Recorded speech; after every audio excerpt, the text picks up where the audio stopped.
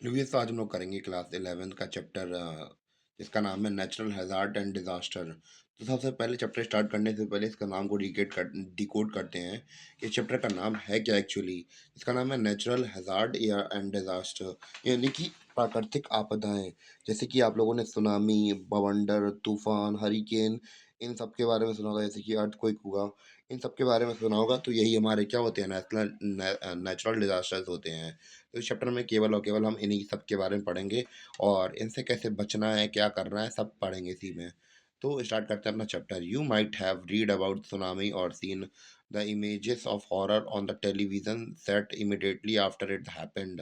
तो कहना क्या चाहते हैं ये हमसे कि आप लोगों ने सुनामी की तस्वीरें तो देखी होंगी और आपने पर टीवी पर आप लोगों ने सुनामी के बारे में पढ़ा होगा और आपने तस्वीरें देखी होंगी टीवी में कि जब सुनामी आती है, सुनामी के बाद जो परिणाम दिखता है, कितना भयावह, कितना हॉररफुल सब कुछ दिखने लगता है वहाँ पे हमें। हॉरर कितना सीन होता है वहाँ पे कि लोग डले होते हैं, मरे हुए, जिंदा, घर टे बिखरे हुए। तो ये सब चीज़ें हम आप लोगों ने टीवी पे देखी होंगी।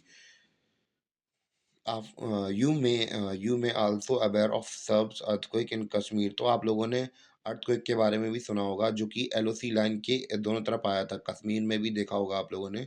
तो ये कहना चाहते हैं the damage cost to the human life and property during these episode had moved us all. तो इससे क्या होता है कि जे हमारे जितने भी इतने बड़े इफेक्ट वगैरह वो देखने को मिलते हैं, हमें इतने बड़े डिजास्टर देखने को मिलते हैं। इससे इंसान का नुकसान तो होता ही है, उसकी प्रॉपर्टी का भी नुकसान होता है।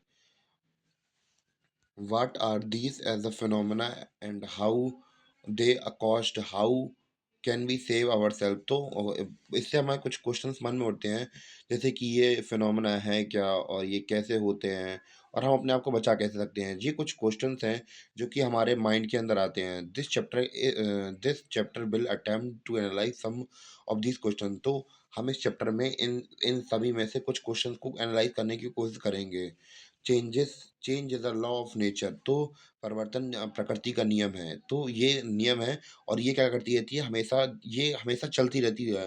ये कभी रुकेगी नहीं, ना रुकी है ना रुकेगी, और ये चेंज होती रहेगी। That goes uninterruptedly involving phenomena. तो अब इसे किसी भी तरह से रोका नहीं जा सकता है, चाहे बड़े छोटे, material non material, that make our physical and socio cultural environment. तो इन सभी इवेंट से इन सभी छोटे हों या बड़े हों, तो ऐसे ही करके चलते रहेंगे। हमारे जो चेंजेस हैं वो हमेशा ही चलते रहेंगे, चाहे वो मटेरियल हो चाहे नॉन मटेरियल हो, बस चेंज होते रहेंगे। It is a process present everywhere with various in term of magnitude, intensity and scale. तो अब ये जो चेंजेस हैं वो हर जगह पूरे दुनिया भर में चलते ही रहेंगे। बस होगा क्या, उनका मैग्नीट्यूड, इंटेंसिटी और स्केल अलग-अलग होगी। चाहे सुनामी अगर ज़रूरी नहीं कि इंडिया ही में आए, तो दूसरी कंट्रीज़ के अंदर भी आ सकती है। बस उनकी इंटेंसिटी, मैग्नीट्यूड या फिर स्केल चेंज होती रहेगी बस। बाकी सब तो सेम रहेगा सब जगह। चेंज तो भैया सब जगह पे होगा।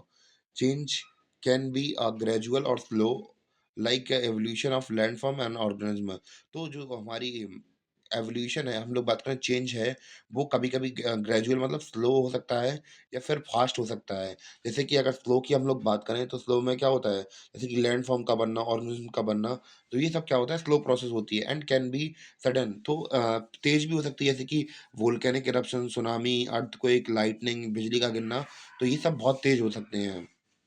Similarly it may confine to similarly, it may confined to as a smaller area occurring with a few second hailstorm, tornado and dust storm।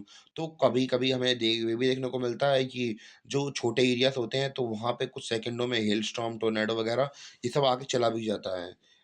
और ये मतलब ये छोटे एरिया में बता रहे हैं कि छोटे एरिया के अंदर होता है। और ग्लोबली अगर देखें तो ग्लोबली क्या हो रहा है, ग्लोबल डायमेंशन पे हमें क्या देखने को मिलता है, ग्लोबल वार्मिंग, ओज़ोन लेयर की डिप्लीशन, तो ये सब हमें चीज़ें देखने को मिलती हैं।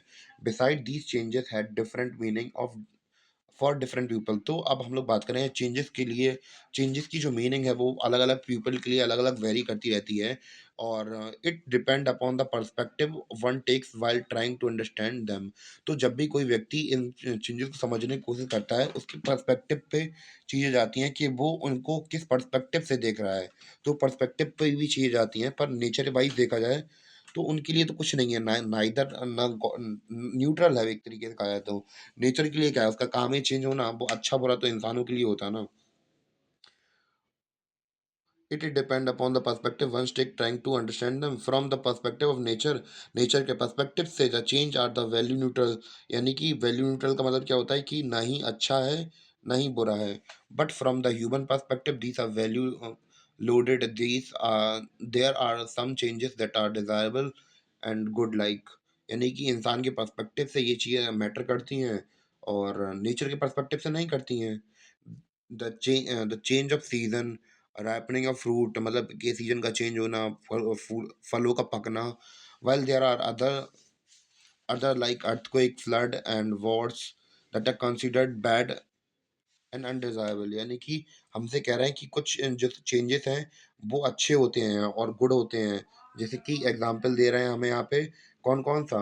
सीज़न्स का बदलना, फूक फलों का पकना, और कुछ यहाँ पे बुरे भी होते हैं जैसे कि अर्थक्वेक, अर्थक्वेक मतलब भूकंप आना, फ्लड मतलब बाढ़ आना और युद्ध। तो ये सब क्या होते हैं? ये बुरे या फिर अनडिजायरेबल चेंजेस माने जाते हैं। आई थिंक इंट्रोडक्शन के लिए इतना काफ़ी है, और जो बाकी के मैं वीडियो बता दूं कि वो जो बाकी वीडियो हैं वो आपको चैनल की प्लेलिस्ट में मिल जाएंगे, और हम लोग पूरी एनसीईआरटी कवर कर रहे हैं, तो प्लेलिस्ट डली होंगी अलग अलग चैप्टर्स की, तो आप लोग जाके रीड आउट कर सकते हैं।